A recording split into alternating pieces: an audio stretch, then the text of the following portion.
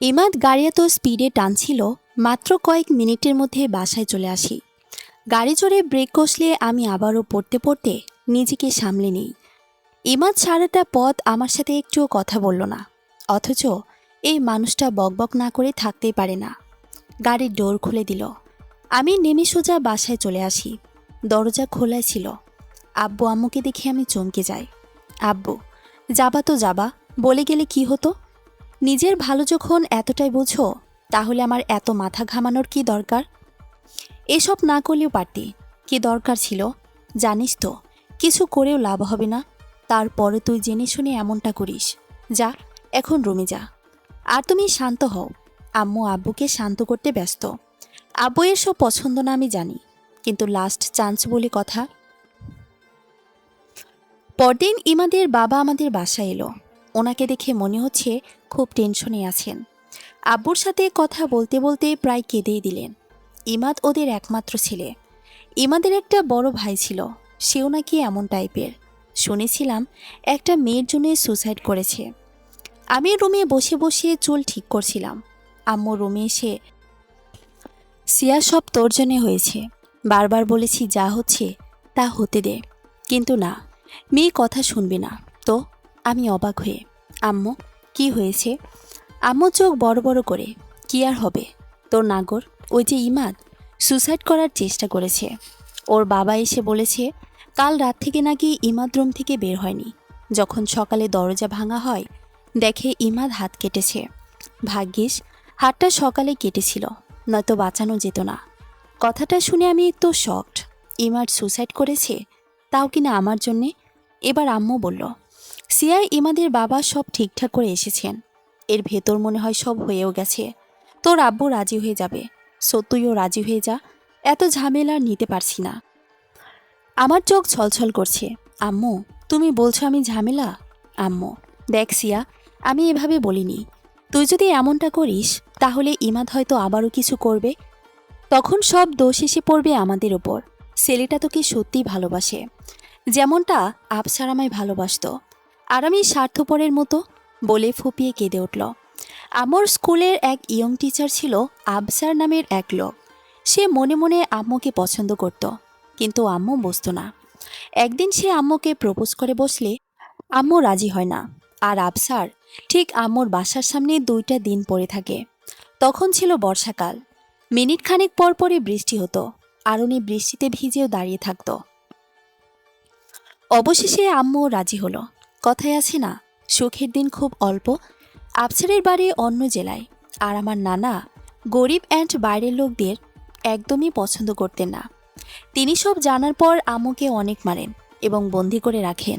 তারপর আফসারকেও মারধর করেন।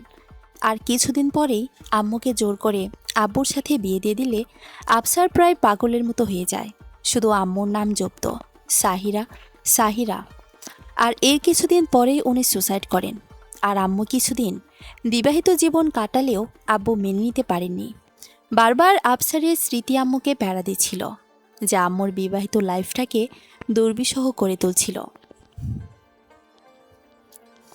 যখন আম্মু বুঝতে শুরু করলো যে আফসারকে ছাড়া আম্মু বাঁচতে পারবে না, তখন আম্মু সুসাইড করার প্ল্যান করলো। কিন্তু ভাগ্য খারাপ, আম্মু জানতে পারে আম্মু প্রেগনেন্ট। শুধু আমার কারণেই আম্মু সেদিন সুসাইড করেনি। কারণ আম্মু বলে, আমার জন্য কেন একটা অবুঝ পৃথিবীর মুখ দেখতে পাবে না? আমাকে ঘিরেই আম্মুর পৃথিবীটা। বড্ড ভালোবাসে আম্মু আমাকে। তবে আফসারের স্মৃতি আম্মু এখনও ভুলতে পারেনি। আম্মুকে এখনও কাঁদায়। ভালোবাসাটা যে এমনই। কিন্তু আফসার আঙ্কেলের কথা শুনে আমার মনে হতো, ইস, এমন ভালোবাসবে এরকম একটা মানুষ যদি আমার লাইফে আসতো। আর আম্মু বলতো, নিশ্চয়ই আসবে। তবে আমার আব্বু আম্মুকে কম ভালোবাসে না। অনেক সুখী আছেন তারা বর্তমানে। কিন্তু প্রথম ভালোবাসা কখনো ভোলা যায় না। আম্মু আমাকে অনেক বোঝালো। এদিকে আব্বুও রাজি, আম্মুও রাজি। এমাদের বাবা যাওয়ার পর আব্বু আমার রুমে আসেন। সিয়া মামনি আমার, তুমি আমাদের একটা মাত্র আদরের মেয়ে। তুমি জানো আমরা তোমাকে কতটা ভালোবাসি। ছোটবেলা থেকেই তুমি যখন যা চেয়েছো বা আবদার করেছো, আমরা তোমাকে তাই দিয়েছি। আর তখন থেকেই তোমার ভালো মন্দের সব ডিসিশন আমি নিয়েছি। তুমি অবশ্য কখনো অমত করনি, সবসময় আমার কথা রেখেছো। কিন্তু মামুনি, আমি আজকেও তোমার লাইফের সবচেয়ে বড় ডিসিশনটা নিয়ে ফেলেছি। আর আমি জানি আমার মেয়েটা প্রতিবারের মতো এটাও মেনে নেবে, কারণ সে জানে তার আব্বু কখনো তার খারাপ চাইবে না। ইমাদের বাবাকে আমি কথা দিয়েছি, বেচারা অনেক কাজ ছিল, আমার পায়ে ধরার উপক্রম। উনি অনেক ভালো মানুষ। একমাত্র ওনার দিকে তাকিয়ে আমি ওনার ছেলের হাতে তোমাকে তুলে দিতে চাই। আর এমনিতেও ইমাদ তোমাকে অন্য কারো হতে দেবে না। এভাবে তোমাকে জীবনটা পার করতে হবে। সো এটাই তোমার, আমার, এমনকি সবার জন্যই মঙ্গল। সিয়া মামুনি, তোমার কিছু বলার কি আছে? আম্মু আমার মাথায় হাত বুলিয়ে, মা তুই রাজি হয়ে যা, ভুল করিস না মা, তুই একটাবার শুধু আমাদের কথায় রাজি হয়ে দেখ। যদি তোর মনে হয় ইমাদের সাথে তোর লাইফটা চলবে না, তখন না হয় কিছু একটা করা যাবে। প্লিজ মা, রাজি হয়ে যা। আম্মু আব্বু দুজনেই বলছেন। আমিও জানি এছাড়া আর কোনো উপায় নাই। ইমাদ আমাকে আর কারো ঘরণী হতে দিবে না, এমনকি কেউ আমাকে বিয়ে করতে আসবেও না ইমাদের ভয়ে। আর না জানিয়ে বজ্জারটা আবার কি না কি করে বসে, আমাদের জেলের ভাত খাওয়াবে। আমিও হ্যাঁ বলে দিলাম, কারণ কখনো আম্মু আব্বুর বিরুদ্ধে কথা বলিনি, অমত করিনি, আজও করব না। ভালো মন্দ যা কপালে আছে তাই হবে, আল্লাহ করবেন সব। ওনার উপরেই ছেড়ে দিলাম, যা হবার হবে। আজকে রাজি হলাম, আর কালকের মধ্যে নাকি বিয়ে। কি আজব! পুরো এলাকার রাতের আধারে মনে হচ্ছে একটা জ্বলন্ত তারার মেলা। পুরো এলাকায় ঝিলিক বাতি, মরিচ বাতি দিয়ে সাজিয়ে দিয়েছে। এলাকার লিডারের বিয়ে বলে কথা, তার উপর একজন ব্যবসায়ীর একমাত্র ছেলের বিয়ে। চারিদিকে শুধু মিউজিকের শব্দ শোনা যাচ্ছে, আর গোলাবাজির ফাটানোর কথা কি বলবো। মাঝে মাঝে বাজির শব্দে আমি চমকে যাই। বিয়েটা হচ্ছে ঠিক, তবে আমার মনের দিক থেকে নয়, জাস্ট ওপরে হ্যাঁ বলেছি। জানি না ইমাদকে কিভাবে স্বামী হিসেবে মেনে নেব। সাইকো টাইপের ছেলে, যে ছেলে আমার কাজিনকে আমার পাশে সহ্য করতে পারিনি, সে কিভাবে, মানে কেমনে কি? সামনে কত কিছু হতে পারে। হয়তোবা আমি জব করতে চাইব, ওখানে আমার ছেলে ফ্রেন্ডও থাকতে পারে। তারপর বাইরে হঠাৎ কোনো বিপদে আপদে কারো হেল্প তো নিতে চাইব, তখন ইমাদ তো মেরেই ফেলবে। কত রকমের চিন্তা যে মাথায় ঘুরপাক খাচ্ছে আমার, জানি না কি হতে যাচ্ছে আমার সাথে। এমন কেন হয় মানুষের জীবনে? সে যা চায় তা পায় না, আর যা কখনো সে চায় না তাই পেয়ে যায়। যেমন আম্মু আফসার আঙ্কেলকে চেয়েছিল, আর পেয়েছে আব্বুকে। এদিকে আমি ইমাদকে চাই না, কিন্তু তারপরও ওকে আমার লাইফ পার্টনার বানাতে হচ্ছে। কি অদ্ভুত, তাই না? বিয়ের দিন সবার মুখে কত হাসি থাকে, সব মেয়েই খুশি থাকে, কারণ সে তার একাকিত্ব জীবনে কাউকে পেতে যাচ্ছে। কিন্তু আমার বেলায় ঠিক তার উল্টো। মনে একরাশ দুঃখ আর চেহারায় রাজ্যের টেনশন ভেসে উঠছে। আম্মু দেখে সব বুঝে ফেলেছে, আমাকে সান্ত্বনা দিচ্ছে। কনের শ্বাস সেজে ব্যালকনিতে দাঁড়িয়ে দেখছি, আহা কত ধুমধামভাবে আমার বিয়েটা হচ্ছে। এলাকার বড় বড় সব নেতারা এসেছেন, ইমাদের আরও অনেক ছেলেরা এখানে ওখানে কাজ করছে। সবার মুখে হাসি, আনন্দের সাথে তারাই সব উপভোগ করছে, খাচ্ছে। আর আমার মনে একটু শান্তি নেই। খুব ঢাকঢোল পিটিয়ে হাই ভলিউম মিউজিক বাজিয়ে ঘোড়ার ওপর চড়ে ইমাদ বরের সাজে আসে।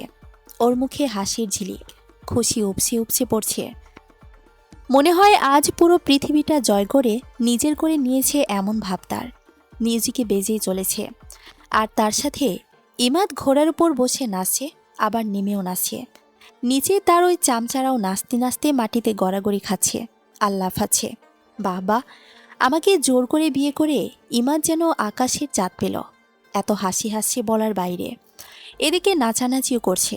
আমার খুব রাগ হচ্ছে এসব দেখে। হঠাৎ ইমাদ ব্যালকনিতে আমাকে দেখে ফেলে, তারপর আরও বেশি নাচতে থাকে আর জোরে জোরে গান গাছে। লজ্জা শরম বলতে পৃথিবীতে আর কিছুই রইল না।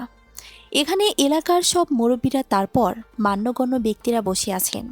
ইমাদের তাতে কোনো ভ্রুক্ষেপ নেই, সে নিজের মতো করে এনজয় করছে। চামচারা যখন দেখল ইমাদ আমার দিকে তাকিয়ে আছে, তারা জোরে চিৎকার দিল আর ঠুসঠাস করে আতশবাজি ফোটাতে লাগলো। আমি রুমে চলে এলাম। যখন আমার রুমে কাজে এলেন বিয়ে পড়াতে, সাথে আব্বু, আরও 4-5 জন অ্যান্ড আম্মু ছিল। কবুল বলতে বলছে, তখন আমার বুকটা ছিঁড়ে যাচ্ছিল কষ্টে। 3 কবুল বলে নিজেকে আজ ইমাদের কাছে সঁপে দিচ্ছি। আমার পুরো লাইফটা ইমাদের নামে হয়ে যাচ্ছে। কোনো এক বদ্ধ করে আবদ্ধ হয়ে যাচ্ছি আমি।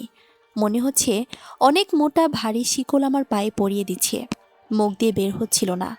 তারপরেও অনেক কষ্টে কবুল বললাম আর নিজেকে কোরবানি করে দিলাম। আমাকে ঘোড়ার পিঠে চড়ে ইমাদের বাসায় যেতে হবে। শুনে মেজাজটা খারাপ হয়ে গেল। পাগলামিরও একটা লিমিট থাকে। এটা নাকি ইমাদের ইচ্ছে। ওর ইচ্ছের কোনো দাম নাই আমার কাছে। আমি সাফ সাফভাবে মানা করে দিয়েছি, ঘোড়ায় চড়ে আমি কোথাও যাব না। ইমাদ আমাকে মানাতে এলো। সে নাকি আমাকে পড়তে দিবে না, জড়িয়ে ধরবে। অনেক এনজয় করব নাকি আমি। কিন্তু আমিও জেদি, কম না। যাব না বললাম তো যাব না। কারণ এমন আমার ভীষণ ভয় করে। আর নতুন বউ কি ঘোড়ায় চড়ে শ্বশুর বাড়ি যায়? আজব কাণ্ড সব। কিন্তু না, ইমাদ আমাকে জোর করে সবার সামনে দিয়ে কোলে করে ঘোড়ার উপরে বসিয়ে নিজেও বসল। আমাকে খুব জোরে জড়িয়ে ধরে রেখেছে। ঘোড়ার উপর চাবুক মারলে ঘোড়া ছুটতে শুরু করে। জীবনে কোনোদিন আমি ঘোড়ায় চড়িনি। ভয়ে আমার বুকটা কেঁপে উঠছে। এত বেশি ভয় পাচ্ছিলাম যে ইমাদের হাত শক্ত করে চেপে ধরে চোখ বন্ধ করেছিলাম। সামনের দিকে আমি আর পেছনের দিকে ইমাদ আমাকে জড়িয়ে রেখেছে, যাতে আমি পড়ে না যাই। একটু পর ইমাদ বলল, সিয়া চোখ খুলো, আমরা এসে গেছি তো। আমি চোখ খুললাম। ইমাদের বাসার সামনে এসে ঘোড়া দাঁড়িয়ে আছে। এতক্ষণ তো আমার জানটা বের হয়ে যাচ্ছিল। ইমাদ প্রথমে নামলো আর আমাকে পরে নামানোর সময় বলল, কেমন লাগলো কলিজা? আমি নাক ফুলিয়ে ভেতরে ভেতরে রেগে বললাম, তোর মাথা মুন্ডুর মতো লেগেছে, গাধা একটা। ইমাদের বাসার সামনে অনেক মানুষ, বেশি মহিলারা, যারা আমাকে দেখছেন। অনেক ভারী লেহেঙ্গা আর তার সাথে ভারী জুয়েলারি আমি বহন করতে পারছিলাম না। ইমাদ আমার হাত ধরে আমাকে ভেতরে নিয়ে যাচ্ছে। ওপর থেকে ফুলের বৃষ্টি আর নিচে ফুলের পাপড়ির গালিচা বিছানো দরজা পর্যন্ত। ইমাদের মা আমাকে দরজা থেকে বরণ করে নিলেন। ওর মায়ের ব্যবহার দেখে বোঝাই যাবে না ইমাদ ওনার ছেলে।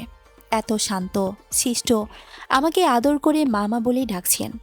সোফায় বসিয়ে নিজের হাতে পায়েস খাইয়ে দিচ্ছেন। খাবো না বললাম, তারপরও জোর করে খাওয়াচ্ছেন। নিজের গলা থেকে খুলে লকেটটা আমাকে পরিয়ে দিলেন। মনে হয় ইমাদের মা অনেক পরহেজগারী মহিলা। নিজের ছেলের বিয়ে, অথচ একটু সাজসজ্জা নেই। মাথা থেকে কাপড় পরছেই না। ব্লাউজটা ফুল হাতা আর পেট পর্যন্ত ঢাকা, দেখা যাচ্ছে না কিছুই, যা সচরাচর শাড়ি পরলে দেখা যায়। তবে ইনাকে আমার বেশ ভালো লাগলো। মোটামুটি ইমাদের আত্মীয়রা সবাই খুব ভালো। আমার সাথে হেসে হেসে কথা বলছে। আর ইমাদ তার চামচাগুলোকে দিয়ে ছাদে যাই বলেও মেয়ে মিউজিক অন করে লাফালাফি করছে। ওপর থেকে নিচে পর্যন্ত শব্দ আসছে। ধূপ ধাপ, মনে হচ্ছে যেন এক্ষুনি ছাদটা ভেঙে যাবে। এরা তো স্টেজে লাফালাফি করতে করতে স্টেজও ভেঙে ফেলেছে। ইমাদের মা প্রচণ্ড রকমের ভালো মানুষ। কত মানুষ আমাকে দেখতে আসছেন, আর আমি এসব ভারী জুয়েলারি পরে আনকমফোর্টেবল করছিলাম। কিন্তু কাউকে বলতে পারছিলাম না। কিভাবে যেন উনি বুঝে যান। আমাকে একটা রুমে নিয়ে আসেন। তারপর কিছু হালকা পাতলা টাইপের ড্রেস দিয়ে বললেন, মা তুমি গোসল করে এই ড্রেস পরতে পারো, বেটার ফিল করবা। কেন জানি না মন থেকে ওনার জন্য দোয়া চলে এলো। আস্তে আস্তে মেহমানরা সব চলে যাচ্ছে। আর এদিকে ইমাদের চামচারা তাড়াহুড়ো করে যেন কি যেন করছে। একবার বাইরে যাচ্ছে, আবার ভেতরে আসছে। এর ভেতর যে ইমাদ কতবার আমাকে দেখে গেছে। কথা বলার চেষ্টা করলেও আমি কথা বলিনি। খালি আলগা পেরিতে দেখিয়ে ওর মাকে বলে, মা ওকে কিছু খেতে দাও, ওর খিদে পেয়েছে, ওকে একটু রেস্ট নিতে দাও, এন ত্যান এসব আর কি। ডিনারের সময় আমি তেমন কিছুই খেতে পারিনি। মন ভালো ছিল না, প্লাস ইচ্ছেও করছিল না। একটু পরেই ইমাদ খাবারের প্লেট নিয়ে রুমে এলো। সিয়া তুমি কিছু খাওনি আমি দেখেছি, প্লিজ কিছু খেয়ে নাও। আমি দাঁতে দাঁত চেপে, এক আলগা পিরিতি দেখাতে হবে না, যা খাবার আমি তা খেয়েছি। এসব আদি খেতে আমার সামনে দেখিও না, যাও এখান থেকে। ইমাদ তারপরও জোর করে আমাকে খাওয়ানোর ট্রাই করছে। আমাকে টেনে ওর পাশে বসিয়ে খাবার মুখের দিকে নিতেই আমি প্লেট ছুঁড়ে ফেলি। ইমাদের মা রুমে এসে ফ্লোরে প্লেট দেখে জিজ্ঞেস করেন, কি হয়েছে ইমাদ? ইমাদ আমার দিকে তাকিয়ে, কিছু না মা, প্লেট পড়ে গেছে আমার হাত থেকে। তারপর ইমাদের মা আর কিছু বললেন না। আমি এতক্ষণ যে রুমে বসেছিলাম ওখানেই বসেছিলাম। ইমাদের চামচারা এসে বলল, ভাবি, আপনাকে অনেকক্ষণ ওয়েট করে রেখেছি, তার জন্য সরি, আসুন আমাদের সাথে। আমি চোখ বড় বড় করে, কোথায় যাব? চামচারা দাঁত দেখিয়ে বলল, ভাইয়ার রুমে, মানে আপনাদের রুমে। ভাইয়া আপনার জন্য অপেক্ষা করছেন। এবার আমার বুঝতে বাকি রইল না এরা আমার কোথায় নিয়ে যেতে চাইছে। সম্ভবত ইমাদের রুমে, কিন্তু আমি বলে দিলাম সোজাসুজি, আমি যাব না। তারা অনেক জোর করলো, তারপরও আমাকে নিতে পারল না। ইমাদ রুমে আসলেও পুরো খালি গায়ে, ওর শরীরে কোনো কাপড় নেই, জাস্ট পায়জামা পরা। আমি ওকে এভাবে কখনো দেখিনি। চোখ বন্ধ করে বললাম, ইমাদ, তুমি এই লুকে কেন এসেছো? ছি ছি ইমাদ। কিসের ছি? বইয়ের সামনে এভাবে আসবো না তো কিভাবে আসবো? হ্যাঁ। কথাটা বলেই আমার অনেকটা কাছে এসে আমাকে টান মেরে নিজের সাথে জড়িয়ে নিল। চোখ থেকে হাত ছড়িয়ে ওকে ধাক্কাতে লাগলাম। কি করছো? ছাড়ো বলছি। ইমাদ ছাড়ো। ইমাদ, তুমি আসছো না কেন? তোমার জন্যে যে আমি অপেক্ষা করছিলাম। ও, বুঝেছি, আমি নিজে এসে তোমায় নিয়ে যাই, তুমি এটা চাও, তাই তো? বলে আমাকে কোলে তুলে নিল। ইমাদ, নামাও আমাকে, কেউ দেখে ফেলবে, প্লিজ নামাও বলছি। কিন্তু ইমাদ আমার কোনো কথাই শুনছে না। আমাকে সোজা ওর রুমে নিয়ে গেল। রুমে নিয়ে দরজা লক করে, তারপর কোল থেকে নামালো। পুরো রুমটা দেখে চমকে যাবার মতো, অদ্ভুত সুন্দরভাবে সাজিয়েছে। আর পুরো রুমের দেওয়ালে আমার এক একটা ছবি দেখে আমি অবাক। সেই প্রথম দিনের হলুদ ড্রেস পরা ছবি, তারপর আমার ঘুমানো অবস্থার ছবি, এক একটা এক এক মোমেন্টের ছবি। কৃষ্ণচূড়া গাছের নিচে ছিলাম, তারও ছবি, আরও কত রকমের। সবচেয়ে বড় ছবিটা হচ্ছে হলুদ ড্রেস পরা, যেটা বড় করে ওয়ালের সাথে ছাটানো। তারপর রুমটা কি রুম নাকি ফুলের পাহাড়, সেটা না দেখলে বোঝা যাবে না। বিছানাটাকে দেখে মনে হচ্ছে এটা ফুলের তৈরি। এই সব কিছু দেখছিলাম, হঠাৎ ইমাদ পেছন থেকে জড়িয়ে ধরে আমার চুলে নাক ডোবালো। ধীরে ধীরে ঘাড়ে, গলায়, ঠোঁটের পরশ বুলিয়ে দিচ্ছে। আমি ওকে ধাক্কা দিয়ে সরিয়ে দিলাম। তুমি এসব কেন করছো? কেন আমাকে বাধ্য করছো তোমায় বিয়ে করতে? ইমাদ, কারণ আমি তোমাকে ভালোবাসি সিয়া, তুমি শুধু আমার। ইমাদ, ওখানে দাঁড়াও, প্লিজ কাছে এসো না। ভালোবাসা জোর করে পাওয়া যায় না ইমাদ ভাইয়া, এটা তো আপনা আপনি হয়ে যায়। ইমাদ চোখ বড় বড় করে, ইমাদ ভাইয়া? সিয়া, তুমি আমাকে ভাইয়া ডাকছো কেন? আমি, কারণ প্রথম থেকেই তো ভাইয়া ডেকেছিলাম। ইমাদ, প্রথমে আমি তোমার স্বামী ছিলাম না, আর এখন স্বামী। আর স্বামীকে কেউ ভাইয়া ডাকে বুঝি? আমি জানি না। ইমাদ আমার দিকে এগোতে এগোতে, সিয়া প্লিজ রাগ করে থেকো না, আজ আমাদের ফার্স্ট নাইট, অন্তত এটাকে খারাপ করো না প্লিজ। কলিজা, তোমাকে অনেক বেশি ভালোবাসা দেব তো, সব উজাড় করে দেব। আমি বারবার নিষেধ করছি ইমাদকে, না ইমাদ, তুমি আমার কাছে আসবে না, কিন্তু ও আমার দিকে আসছে তো আসেই। চাকুটা শাড়ির খোঁজ থেকে নিয়ে দেখো। ইমাদ, খবরদার আমার কাছে আসবে না। চাকুটা দেখে ইমাদ ভ্রু কুঁচকে, জান, এটা কি? এসব পচা জিনিস তোমার হাতে মানায় না, ফেলে দাও এটা। না ইমাদ, এটার দরকার আছে, তুমি দূরে থাকো, কাছে আসার চেষ্টা করলে কিন্তু কিছু একটা হয়ে যাবে। ইমাদ থেমে গেল। ওকে সিয়া, তুমি যখন চাইছো না তাই হবে। তুমি নিজে থেকে যখন আমায় ডাকবে, আমি তখনই তোমার কাছে আসব, কিন্তু প্লিজ এসব পাগলামি করো না। আমি মনে মনে খুশি হলাম, তাহলে বাঘে বসে এসেছে। ইমাদকে ব্যালকনিতে রেখে দরজা আটকে দিলাম, কারণ ছেলে মানুষের বিশ্বাস নেই। আর ব্যালকনির দরজাটা গ্লাসের, ভেতর থেকে দেখা যায় অ্যান্ড বাইরে থেকেও দেখা যায়। ইমাদ সারাটা রাত ব্যালকনিতে কাটিয়ে দিয়েছে। যতবার আমার ঘুম ভেঙেছে দেখি ইমাদ আমার দিকে তাকিয়ে আছে। ফ্লোরে শুয়েছে বেচারা। বেচারা না, আমাকে জোর করে বিয়ে করার শাস্তি। সকালে দরজা খুলে দিলাম। ইমাদ মিষ্টি হেসে, কলিজা, ঘুম কেমন হয়েছে? আমি, যেমনই হবে হোক, তাতে তোমার কি? ইমাদ, এখনও রাগ কমেনি বুঝি? আচ্ছা বলো, কি করলে আমার জানটার রাগ কমে যাবে? আমি, যা করার তা করেই ফেলেছ, এখন আর কিছু হবে না, বরং তুমি একটু দূরে দূরেই থাকো। খবরদার আমার কাছে আসার চেষ্টা করবে না। ইমাদের চেহারাটা মলিন হয়ে গেল। ও যা করেছে তার জন্য এটাই প্রাপ্য। নাস্তার টেবিলে ইমাদের মা ছেলেকে নিজের হাতে খাইয়ে দিচ্ছে। একটা মাত্র ছেলে, তাই বোধ হয় এতটা ভালোবাসে। পরম যত্ন সহকারে ছেলেকে খাইয়ে দিচ্ছেন। আর আমি মন ভরে দেখছি। আমি অবশ্য এতটা খারাপ নই, তবে ইমাদের সামনে এমন করে ইচ্ছে করে ওকে কষ্ট দিতে। ইমাদের মা বলল আমাকে শপিংয়ে নিয়ে অনেকগুলো ড্রেস কিনে দিতে, কারণ এসব শাড়ি পরে আমি নিজেকে সামলাতে পারি না। কিন্তু আমি যেতে চাইলাম না। ইমাদের মা বলল ইমাদ নাকি মেয়েদের কাপড় চিনে না, আর ওইসব বুঝেও না, তাই আমার যা যা দরকার আমি সহ গিয়ে নিয়ে আসতে। মুরব্বী মানুষ উনি, যখন বলেছেন ওনার উপর কথা বলাটা ঠিক হবে না, তাই না বলিনি। ইমাদের সাথে শপিং মলে এলাম, একটা শপে ঢুকলাম। আমি কাপড় দেখছিলাম আর ইমাদ অন্য সাইডে বসে আমাকে দেখছে। একটা শাড়ি আমার খুব পছন্দ হলো। আমি হুট করে বলে ফেললাম এই কালারটা বোধহয় আমাকে মানাবে না। আর দোকানি ছেলেটা শাড়ির একটা পার্ট ধরে আমার হাতের উপর রেখে বলল, আপু দেখেন আপনাকে কত মানিয়েছে, এই কালারে আপনাকে অনেক সুন্দর লাগবে। আমি চটজল দিয়ে হাত সরিয়ে নিলাম। ইমাদের দিকে তাকাতে দেখি ও চোখ লাল লাল করে ওই দোকানিটাকে দেখছে। দোকানিটা আবার বলে উঠল, আপু এটা প্যাক করে দিই। আর তখনই দোকানের গালে ঠাস করে চর বসিয়ে দেয় ইমাদ। তোর এত বড় সাহস আমার বউকে টাচ করিস? তারপর আরও মারতে চাইলে অন্যরা ওকে ধরে ফেলে। দোকানের অন্যরা সরি বলে, কিন্তু তারপরও ইমাদ শান্ত হয় না। তাই আমি রাগ করে একা একাই বেরিয়ে আসি। খুব অপমান লাগছে আমার।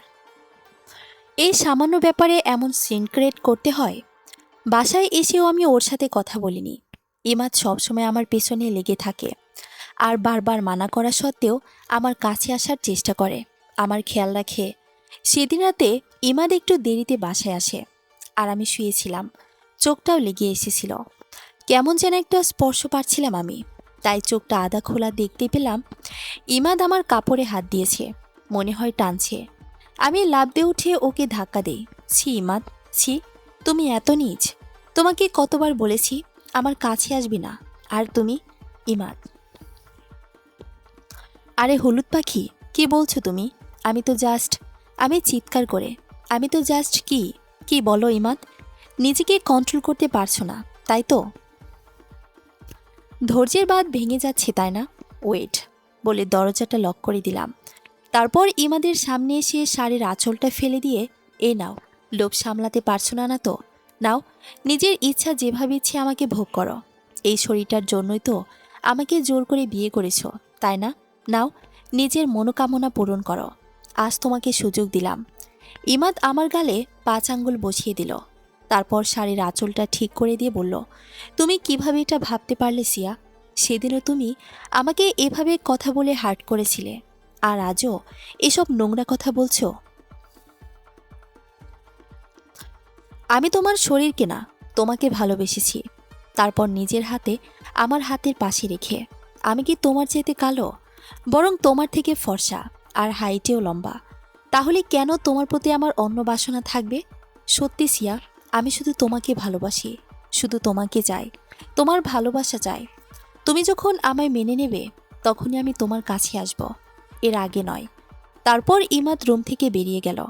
এর ভেতরে ইমাদকে অনেকটা ভালো লেগে যায় আমার। ওর অনেক ভালো দিক আমার চোখে পড়ে।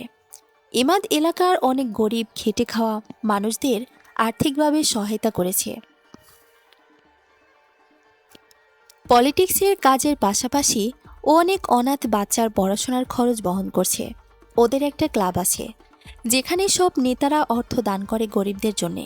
তাই তো ইমাদের মা ছেলেকে অনেক বেশি ভালোবাসেন। ইমাদের মায়ের কাছে ইমাদের ছোটবেলার কথা শুনে আমি হাসতে হাসতে শেষ। ওনাকে ছোটবেলায় কালো মানুষদের পছন্দ করত না। কাজের মেয়ের ছেলে কালো ছিল বলে ইমাদ ওকে ধাক্কা দিয়ে ফেলে দেয়। তখনও খুব ছোট ছিল। ফ্রিজের ভিতর লুকানোর জন্য বারবার ফ্রিজ খুলে ঢুকতে চাইতো। আরও কত কি। ইমাদের সাথে হালকা পাতলা কথাও বলি। ও আমার একটু কথা শোনার জন্যে অধীর আগ্রহে থাকে। তবে ইগনোরটা বেশি করি, কিন্তু সেটাও গায়ে মাখে না। হঠাৎ ইমাদের বড় চাচার অসুস্থতার খবর শুনে ইমাদের বাবা আর মাকে গ্রামের বাড়িতে যেতে হয়। আমাকে আর ইমাদকে বাসায় রেখে তারা রওনা দেন। ইমাদের গ্রাম নাকি অনেক দূরে, তাই আমাকে নেননি। 2টা দিন হয়ে গেল, ইমাদের মা বাবা এখনও আসেনি। ইমাদ যা পারে রান্না করে আমাকে খাওয়াচ্ছে। আমি তো মজা হলেও মুখটাকে বাঁকা করে বলি, যত সব ফালতু খাবার। কিন্তু তারপরে আমার জন্য এটা ওটা বানিয়ে আনে। অথচ স্বামীকে আমার সব করে খাওয়ানোর কথা।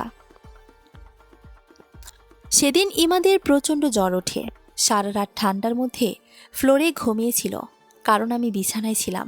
আমি এত রাতে কি করব ভেবে পাচ্ছিলাম না। রাত প্রায় 2টো বাজে। প্রথমে ওর কাছেও যায়নি। যখন দেখলাম থরথর করে কাঁপছে, আমার সহ্য হলো না। জলপটি দিয়েও কাজ হচ্ছে না। ইমাদ জ্বরের ঘরে আমার হাত জড়িয়ে ধরল। কেন জানি না, ওকে এভাবে দেখতে আমার খুব কষ্ট লাগছিল। ওর জন্য স্যুপ করে আনলাম। বেচারা জ্বরের বেগে কিছু খেতেও পারছে না। ওকে নিজের হাতে স্যুপ খাইয়ে দিয়ে ধরে ধরে কোনোভাবে বিছানায় শুয়ে দিলাম। এবার আশ্চর্য রকমভাবে ইমাদ আমাকে জড়িয়ে ধরল, খুব জোরে। আমাকে জড়িয়ে ওর সাথে চেপে ধরল। আমার পুরো শরীর কাঁপছিল। ওর বুকের ওপর থেকে নিজেকে সরাতে চাইলেও পারছি না। এর এক একটা স্পর্শ আমাকে পাগল করে দিচ্ছিল। নিজেকে ছাড়াতে চাইলেও ছাড়াতে পারছি না। ইমাদ যে শক্ত করে আমায় ধরে রেখেছে। যখন ইমাদ আমার ঠোঁট নিজের অধিকারে নিল, আমিও আর বাধা দিলাম না, কারণ কিছু করেও লাভ হচ্ছিল না। একটা ছেলের সাথে একটা মেয়ে কতক্ষণ পারে? যা হবার কথা ছিল না, তা হয়ে গেল। আমি পারিনি আটকাতে ইমাদকে, আর না নিজেকে। সকালের দিকে ইমাদের শরীর অনেকটা সুস্থ হয়ে ওঠে। রাতে যে এত সেবা করেছিলাম, মেডিসিনও দিয়েছিলাম। ইমাদ চোখ কচলাতে কচলাতে এদিক ওদিক তাকাতেই যখন দেখল আমি কর্নারের সাথে হেলান দিয়ে ফ্লোরে বসে কাঁদছি, ইমাদ অবাক হয়ে যায়। এক লাফে আমার কাছে ছুটে আসে। আমি 2 হাঁটুর মধ্যখানে মুখ লুকিয়ে কাঁদছিলাম। এটা কি হয়ে গেল? এমন তো হবার কথা ছিল না। ইমাদ উত্তেজিত হয়ে, জান পাখি, কি হয়েছে তোমার? তুমি কাঁদছো কেন? প্লিজ জান, বলো আমায়। ইমাদ আমাকে স্পর্শ করতে চাইলে আমি একটু সরে এলাম। খবরদার, আমাকে স্পর্শ করবে না। তুমি এত নীচ জানা ছিল না। ইমাদ ভ্রু কুঁচকে, মানে কি? আমি আবার কি করলাম? আমি চোখ রাঙিয়ে বললাম, যা করার তা তো করেই ফেলেছ। আবার এখন ন্যাকা সেজে বলছো কি করেছ? আমি তো জাস্ট তোমার হেল্প করছিলাম। নিজেকে গোছানোর জন্যই কিছুদিন সময় নিয়েছিলাম। আর তুমি সেই সুযোগটাও দিতে পারলে না। কেন ইমাদ, কেন? এমনটা কেন করলে আমার সাথে? কথাগুলো বলতে বলতে কাঁদতে লাগলাম আমি। ইমাদ এদিক ওদিক তাকিয়ে, কিন্তু আমি করেছেটা কি? একটু বলো প্লিজ। আমার তো বলতেই। আমি শাড়ির আঁচল সরিয়ে গলার নিচের অংশ আঙ্গুল দিয়ে দেখিয়ে বললাম, তুমি কি করেছো মনে নেই তাই তো? দেখো কি করেছো। তুমি একটা অমানুষ। তুমি নিজের চাহিদা মেটাতে আমাকে জোর করেছো। একটা কথাও শোনোনি আমার। আমি কত করে মিনতি করে বললাম। ইমাদের সব মনে পড়ে গেল। মাথায় হাত দিয়ে আমার পাশে বসে সলচল চোখে, সিয়া, আমি ইচ্ছে করে কিছু করিনি। হয়তোবা নিজের অজান্তেই নিজেকে কন্ট্রোল করতে পারিনি। প্লিজ সিয়া, আমাকে ক্ষমা করে দাও। আমি কখনো চাইনি তোমায় হার্ট করতে। বিশ্বাস করো, তোমায় তো আমি নিজের চাইতেও বেশি ভালোবাসি। I am really very very sorry Siya. Please আমায় ক্ষমা করে দাও। বলতে বলতেই আমার হাতের উপর হাত রাখল। আমি এক ঝটকায় এমাদের হাত সরিয়ে, ছুবে না আমায় তোমার ওই নোংরা হাত দিয়ে। আমার ঘৃণা হচ্ছে নিজের প্রতি। কেন পারিনি আমি নিজেকে বাঁচাতে তোমার হাত থেকে? আমি নিঃস্ব আজ। আমার যে শেষ সম্বলটুকু তুমি কেড়ে নিলে, তাও জোর করে। আমি সোজা ব্যাগ গুছোতে লাগলাম। ইমাদ চুপ করে নিচের দিকে তাকিয়ে আছে। ওর চোখ থেকে টপ টপ করে পানি পড়ছে। হাজার চেষ্টা করে যে ও আমাকে আটকাতে পারছে না, আর কিভাবে বা পারবে? আমাকে আটকানোর অনেক চেষ্টা করেও ইমাদ ব্যর্থ হলো। বাসায় চলে এসেছি আমি। প্রচণ্ড অভিমান আর কষ্টে আমার ভেতরটা জ্বলে যাচ্ছিল। আম্মু আমাকে একা দেখে ইমাদের কথা জিজ্ঞেস করলো। বললাম ও পরে আসবে। রুমে এসে আয়নার সামনে বসে নিজেকে দেখছি আর কাঁদছি। ইমাদ এটা কেন করলো আমার সাথে? অন্তত আর কিছুটা দিন আমাকে সময় দিত। গলার নিচে আঁচড়ের দাগটা বসে গেছে, ওখানে সামান্য জ্বলছে, কিন্তু তার চাইতেও মনের ব্যথাটা বেশি। বাসায় আসার পর থেকে ইমাদ ফোন দিয়ে যাচ্ছে, কিন্তু আমি রিসিভ করছি না। ফোন অফ করে রেখেছি। 2টা দিন পর ফোন অন করলাম, আর সাথে সাথে ইমাদের ফোন রিসিভ করলাম। হ্যালো, হ্যালো জান পাখিটা, কি বলবে বলো? এতদিন ফোনটা অফ করে রেখেছো কেন? তুমি জানো না আমি ফোন দেব? জানো, তোমার সাথে কথা বলতে না পেরে তো আমি মরেই যাচ্ছিলাম। দেখো ইমাদ, তোমার সাথে আমার কথা বলার কোনো ইচ্ছেই নেই। সেদিনের পর থেকে তুমি সব হারিয়ে ফেলেছ। আমাদের সম্পর্কটা এখানেই শেষ। ইমাদের কণ্ঠস্বরে কান্নার ভাবটা স্পষ্টভাবে বোঝা যাচ্ছে। প্লিজ সিয়া, এভাবে বলো না, আমি যে মরেই যাব।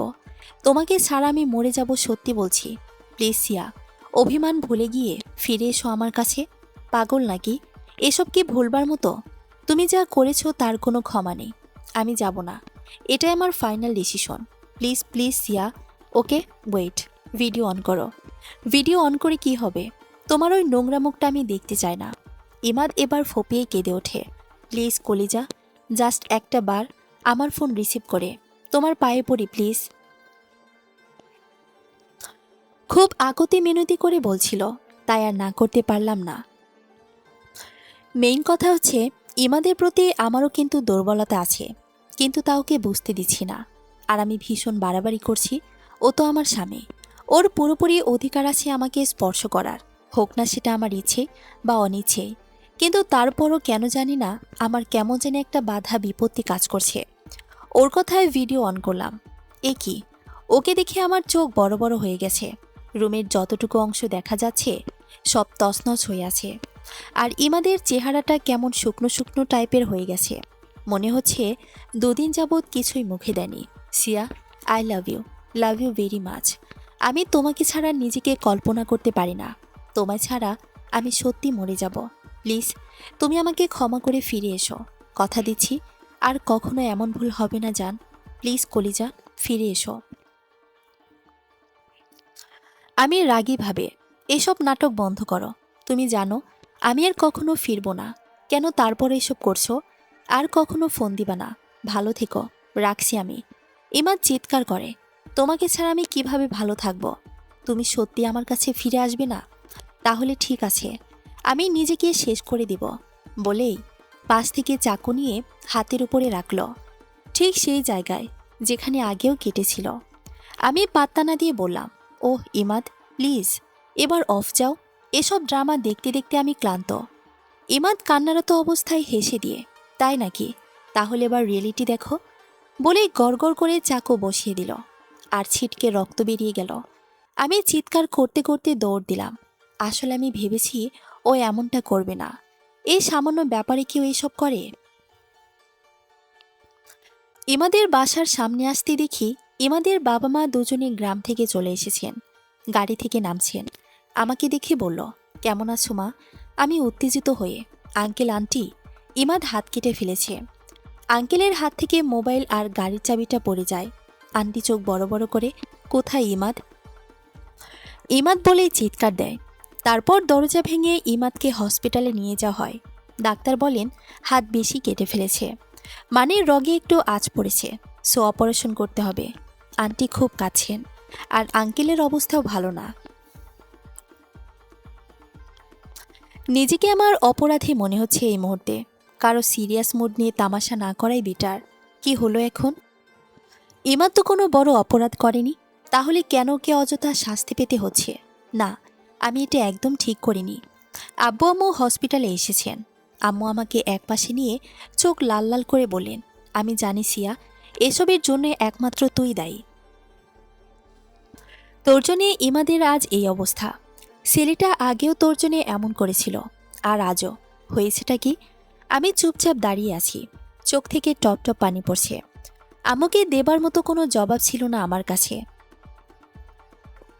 ইমাদের অপারেশন সাকসেস হয়, তবে অনেক সময় লাগবে ও পুরোপুরি সুস্থ হতে। ইমাদের মা আমাকে জড়িয়ে ধরে অঝরে কাঁদতে থাকেন। আমি জানি না ইমাদ কেন এমনটা করেছে, কিন্তু তারপরও বলছি, প্লিজ মা, আমার একটা মাত্র ছেলে, ওকে কখনো কষ্ট দিও না। ও আপনজনদের দেওয়া কষ্ট মেনে নিতে পারে না। আর তোমাকে তো কতটা ভালোবাসি তুমি জানো। ওকে কখনো কষ্ট দিও না। ইমাদের মায়ের কথায় আমার চোখেও পানি চলে এলো। প্রায় 4 দিন পর ইমাদকে বাসায় নিয়ে আসা হলো। ইমাদের সামনে যেতেও আমার কেমন জানি লাগছে। সব তো আমার জন্যই হয়েছে। আমিও ওর চোখে চোখ রাখতে পারছিলাম না। কিভাবে জানি ও সব বোঝে। আমাকে জান পাখি বলে ডাকে, পাশে বসতে বলে, আমার হাতের উপর ওর হাত রাখে। তারপর আস্তে আস্তে করে বলে, হলুদ পাখি, আমাকে কি ক্ষমা করা যায় না? আর এক হাতে কান ধরে বলে, সরি। আমি একটু মুচকি হাসলাম। আমি ওর সেবা করতে শুরু করলাম। এমনকি ওকে গোসলটা পর্যন্ত আমাকেই করাতে হচ্ছে। ওকে খাওয়ানো, কাপড় পরানো সব আমিই করছি। ইমাদের মা করতে চাইলে আমি ওনাকে করতে দিই না। আমি না থাকলে উনি করতো। এখন তো আমিই আছি। এর ভেতর ইমাদ অনেকটা সুস্থ হয়ে উঠল। আর কেন জানি না আমি দিন দিন অসুস্থ হয়ে পড়ছি। ইমাদের মা আমাকে জোর করে ডাক্তারের কাছে নিয়ে গেলেন। সন্ধ্যের রিপোর্ট দেবে। ইমাদের বাবা অফিস থেকে আসার সময় নিয়ে আসবেন। আমি আর ইমাদের মা টুকটাক কিছু বাজার করে বাসায় ফিরছিলাম। হঠাৎ সামনে একটা বাইক এসে দাঁড়ালো। আরেকটু হলেই আমি বাইকের সাথে বাড়ি খেতাম।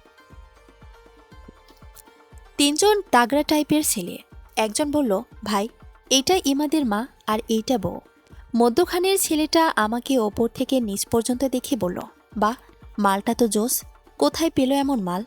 ইমাদের মা রেগেই বললেন, অসভ্য কোথাকার। মেয়েদের সাথে কিভাবে কথা বলতে হয় জানো না? তোমার মা তোমাকে শিখানি? আরেকজন বলল, আন্টি, আন্টি, এত রাগ করছেন কেন? ইমাদের সাথে আমাদের সাকিব ভাইয়ের একটা বোঝাপড়া আছে, আর ভাবির সাথেও। যদি দয়া করে ভাবিকে আমাদের সাথে যেতে দিতেন। আমি চোখ বড় বড় করে তাকিয়ে আছি, আর ইমাদের মা আমার পিছনে দিয়ে নিজেই সামনে এসে, কিসের বোঝাপড়া? তোমরা সাইলেন্ট ক্লাবের ছেলে পেলে না? তোমাদের সাহস কেমনে হয় আমার বৌমাকে নিয়ে কথা বলার? ভালোই ভালোই বলছি, চলে যাও এখান থেকে। মধ্যখানের জন বলল, সরি আন্টি, এই মেয়েকে তো আমাদের সাথে যেতেই হবে। ইমাদকে বলবে, ঠিক আছে। তাদের মধ্যে একজন এসে আমার হাত ধরে আমাকে টেনে নিয়ে যাচ্ছে, আর আমি মামা বলে, এই ছাড়েন আমাকে। কোথায় নিয়ে যাচ্ছেন? ছাড়ুন আমাকে। ইমাদের মা আমাকে বাঁচাতে চাইলে ছেলেগুলো ওনাকে ধাক্কা দিয়ে সরিয়ে দিতে উনি পড়ে যান। তারপরও ওরা আমাকে টেনে টেনে নিয়ে যাচ্ছে, অথচ এলাকার সবাই আমাকে চেনে।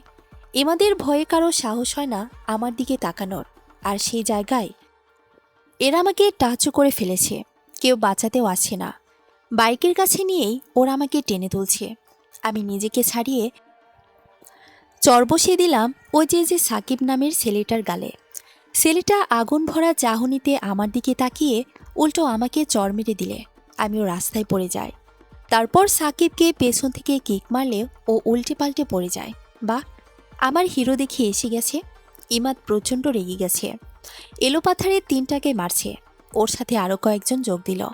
এতক্ষণ ভয়ে কেউ আসছিল না। ইমাদের মা আমাকে ধরে ধরে ওঠালেন। আমরা একপাশে দাঁড়িয়ে সব দেখছি। ইমাদের মায়ের সিন এটা প্রথম দেখছি আমি। খুব বেশি মারছে। সাকিবের হাতটা মোচড় দিতে দিতে বলল, তোর এত বড় সাহস আমার বউকে টাচ করিস? আজ তোর হাত আমি ভেঙে দেব। সাকিব চিৎকার করতে থাকে। আরও কয়েকজন এসে ইমাদকে ধরে ফেলে। যদি সাকিব মরে টরে যায়? ইমাদ সাকিবের বাইকে লাথি দিয়ে বলে, শালা কাপুরুষ একটা, আমার সাথে লড়বি? কাপুরুষের মতো আমার পরিবারের পিছনে লেগেছিস কেন?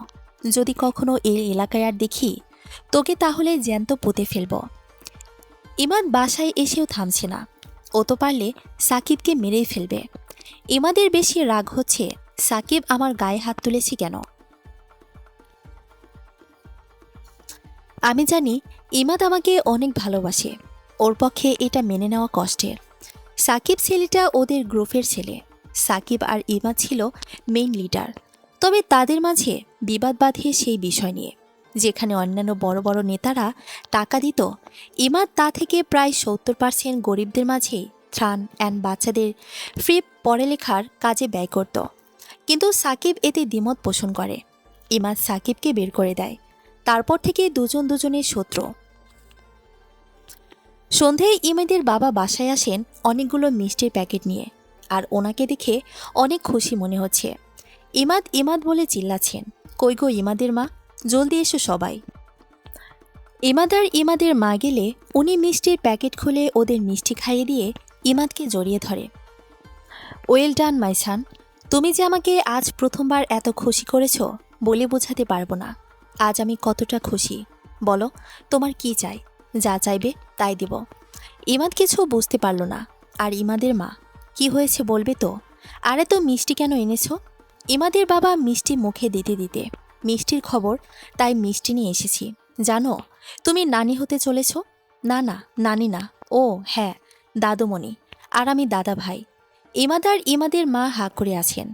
বোঝুনি এখনো? আমাদের ইমাদ বড় হয়ে গেছে। ও যে বাবা হবে। এবার ইমাদের মা কিটকিটিয়ে হেসে উঠল। সত্যি বলছো?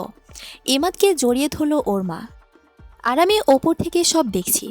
ওদের কথা শুনে আমি জাস্ট স্ট্যাচু হয়ে গেছি। এসব কি বলছে? ইমাদের মুখেও হাসি। এরা একে অপরকে মিষ্টি খাইয়ে দিচ্ছে। ইমাদের বাবার রিপোর্ট ইমাদের মায়ের হাতে দিয়ে বলল, অনেক কেয়ারফুল থাকতে হবে, তারপর নিজের খেয়াল রাখতে হবে। ইমাদ খুব বেশি করে বৌমার খেয়াল রাখবে। ইমাদ হেসে মাথা নাড়িয়ে সায় জানল। হঠাৎ ওপরের দিকে তাকাতেই আমার চোখে চোখ পড়ে। হাসিটা মুছে যায় ওর মুখ থেকে। আর আমি রুমে চলে আসি, পেটের উপর হাত রেখে। এটা কি হয়ে গেল? এত তাড়াতাড়ি এমন না হলেও তো পারত। এখনো আমার আর ইমাদের সম্পর্ক ভালোভাবে ঠিক হয়নি, এর ভেতর বেবি। ইমাদের বাবা নিজে গিয়ে আমাদের বাসায় মিষ্টি দিয়ে এলো, আর আব্বু আম্মুকে খুশির খবরটা দিল। ইমাদ রুমে এসে চুপ করে আমায় দেখছে। আমি জানি ও কিছু বলতে চাইছে, কিন্তু বলতে পারছে না, কারণ ও এখনও নিজেকে দোষী ভাবে। ও মনে করে আমি ওকে ভালোবাসি না, আর ওকে স্বামী হিসেবে মেনে নিতে পারিনি। কিন্তু কি করে বলি যে আমি ওকে নিজের অজান্তে কখন ভালোবেসে ফেলেছি?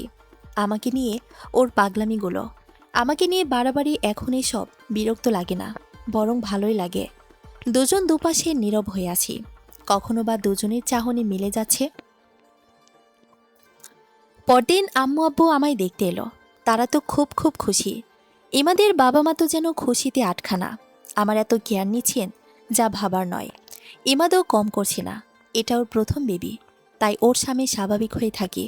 ও আমার অনুমতি নিয়ে পেটে কান পেতে শুনে বেবির হার্টবিট, পেটের উপর হাত রেখে তার কিক অনুভব করে। আমারও অনেক ভালো লাগে। বেবিটা আস্তে আস্তে আমার মধ্যে বেড়ে ওঠে, আর বাসার সবার কেয়ারিংটাও। ইমাদ তো আমাকে কাজ করতেও দেয় না। হঠাৎ একদিন ফোন এলো, ইমাদ হসপিটালে অ্যাক্সিডেন্ট করেছে। আমার কি যে অবস্থা, ভালোভাবে হাঁটতেও পারছি না। কিন্তু খবরটা শুনে যেন আমার মাথায় আকাশ ভেঙে পড়েছে। আমার অনাগত সন্তানের বাবার যদি কিছু হয়, তাহলে আমি তাকে কি জবাব দিব? না, পারিনি নিজেকে আটকাতে। ওই অবস্থায় হসপিটালে চলে গেলাম। কিভাবে যে ছুটে গেছি নিজেও জানি না। মনে হচ্ছে আমার শারীরিক কষ্ট থেকে মনের কষ্টটাই বেশি ইম্পর্টেন্ট। যদি ইমাদের কিছু হয়, আমি মরেই যাব। জানি না এত ভালোবাসা কিভাবে হয়ে গেল। রিসিপশনে ওর নাম বলতেই কেবিন নাম্বার বলল। উফ, তাড়াতাড়ির মধ্যে কোনো কিছু হয় না। লিফটও আটকে আছে, নিচে আসতে দেরি হচ্ছে। ইমাদের কেবিন 3 তলায়। এমন অবস্থা নিয়ে আমি সিঁড়ি দিয়ে উপরে গেলাম। নিজের প্রতি কোনো খেয়াল নেই। আমি শুধু জানি ইমাদকে 2 চোখ ভরে দেখতে হবে। কেবিনের দরজা খুলে ইমাদকে দেখে নিলাম। ও ঘুমাচ্ছে, হাঁপাচ্ছি আমি। এতক্ষণে খবর হচ্ছে আমার পেটে ব্যথা করছে, তার পরমনে শান্তি লাগছে আমার ইমাদ সুস্থ আছে। ধীরে ধীরে ওর কাছে গেলাম। চোখ দিয়ে পানি পড়ছে আমার। কত নিষ্পাপভাবে ঘুমোচ্ছে, কত কষ্ট দিয়েছি মানুষটাকে, যে মানুষটা আমাকে তার নিজের চাইতেও বেশি ভালোবাসে। আমার জন্য 2 বার মরতে বসেছিল। ফুপিয়ে কাঁদছি আমি ইমাদের হাত ধরে। মনে মনে আল্লাহকে বলছি, হে মহান রাব্বুল আলামিন, আমার অনাগত সন্তানের বাবাকে তুমি বাঁচিয়ে দাও, সুস্থ করে দাও। আমার চোখের পানির ফোঁটা ইমাদের হাতে পড়ল। ওর মাথায় আর পায়ে ব্যান্ডেজ করানো, হাতে স্যালাইন লাগানো। ইমাদকে দেখে অশান্ত মনটা শান্ত হলো। ওর হাত ছাড়িয়ে আসতেই ইমাদ আমার হাতটা শক্ত করে ধরে ফেলল। আমি পিছনে ফিরে দেখি ও চোখ খুলেছে। চুপি চুপি এসে চুপি চুপি চলে যাচ্ছ কেন? বেবির মা আর বেবি দুজনে কি আমায় ভালোবাসি না? আমি চুপ করে আছি। মাথা নাড়িয়ে জবাব দিলাম, বাসি না। ইমাদ মুচকি হেসে, তাহলে তো কষ্ট করে এখানে কেন ছুটে এসেছো? এর জবাব কি তোমার কাছে আছে? আমি চুপ করে নিচের দিকে তাকিয়ে আছি। ইমাদ আমাকে ওর কাছে টেনে নিল। ভালোবাসো না আমায়? আমি প্রথমে মাথা নেড়ে না বললাম, পরে ওর দিকে তাকিয়ে হ্যাঁ বলে ওর বুকে মুখ লুকোলাম। ও আহ করলে আমি সরে গিয়ে সরি বললাম। ইমাদ, তাহলে এতদিন পর হলুদ পাখিটা আমার খাঁচায় বন্দি হলো। এখন থেকে আমি, তুমি আর আমরা এভাবেই থাকবো। আমার হলুদ পাখিটাকে আমি আর কখনো কষ্ট দেব না। বেবি তুমি কিন্তু দিবা না, বুঝলে? ইমাদের মা বাবা, আমার আব্বু আম্মু সবাই এলো। ওরা আমাকে এখানে দেখে অবাক, কারণ ওদের আগে এসে গেছি আমি। তারপর ইমাদ সুস্থ হলে বাসায় নিয়ে আসি। আমাদের দুজনের সুখের সংসার শুরু হয়। বেবির বাহানে দিয়ে ইমাদকে কত কি করাই আমি, ও কখনো নিষেধ করে না। যখন আমার খুব ব্যথা লাগে ইমাদ সবসময় আমার পাশে থেকে আমার যত্ন নেয়। আমার যা মনে করতে চায় ও তাই করতে দেয়। আমাকে অনেক অনেক খেয়াল রাখে। তারপর হঠাৎ একদিন আমার খুব পেইন ওঠে, আমাকে হসপিটালে নিয়ে যায়। ইমাদ তো আমার চিৎকার শুনে কাঁদছিল, আল্লাহর কাছে মোনাজাতে বলেছিল বেবি আর আমার যাতে কিছু না হয়। অনেক পেইন সহ্য করে আল্লাহর অশেষ রহমতে আমি টুইন বেবির জন্ম দিলাম, একটা ছেলে আর একটা মেয়ে। ইমাদ খুশিতে পাগল প্রায়, আর ইমাদের বাবা মা যেন স্বর্গ পেয়েছেন। ইমাদ বেবিদের নাম নিজে রেখেছে, ছেলের নাম সিয়াম আর মেয়ের নাম ইমিশা। ফার্স্ট অক্ষরগুলো আমাদের সাথে মিলিয়ে।